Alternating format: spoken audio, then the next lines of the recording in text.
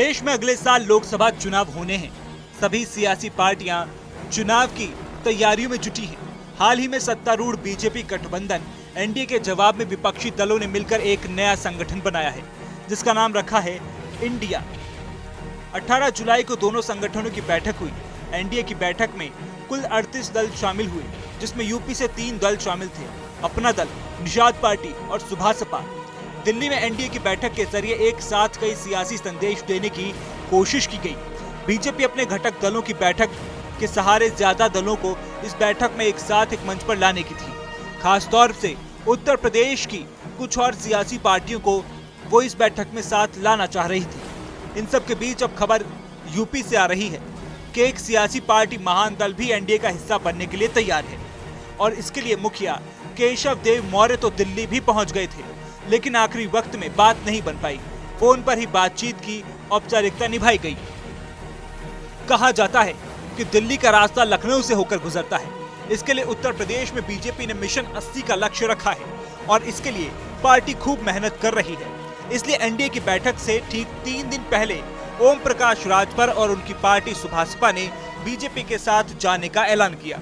वहीं सूत्रों की माने तो 18 जुलाई को हुई इस बैठक में कभी समाजवादी पार्टी के साथ गठबंधन में रहे महान दल के मुखिया को दिल्ली बुलाया गया था। उन्हें बीजेपी के सबसे भरोसेमंद चेहरे से मिलाने की बात हुई। साथ ही ये भी कहा गया कि उन्हें एनडीए की बैठक में शामिल होना है।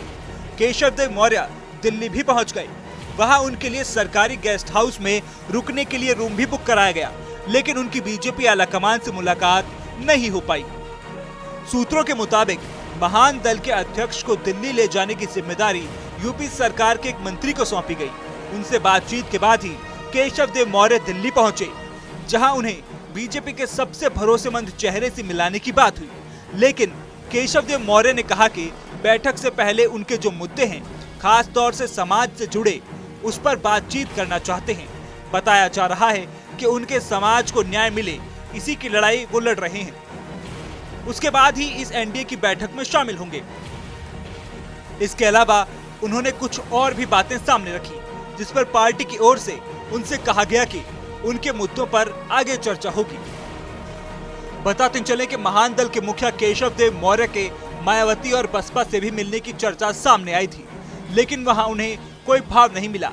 तो अब केशव देव मौर्य ने एनडीए में शामिल होने का मन बना लिया है और जल्द ही वो इसका औपचारिक ऐलान भी कर सकते हैं।